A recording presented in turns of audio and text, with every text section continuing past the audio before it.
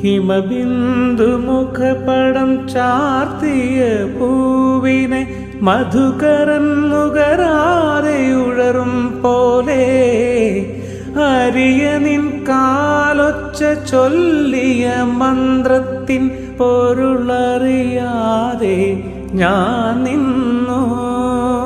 നിഴലുകൾ കളമെഴുതുന്നൊരെൻ മുന്നിൽ മറ്റൊരു സന്ധ്യയായി നീ വന്നു.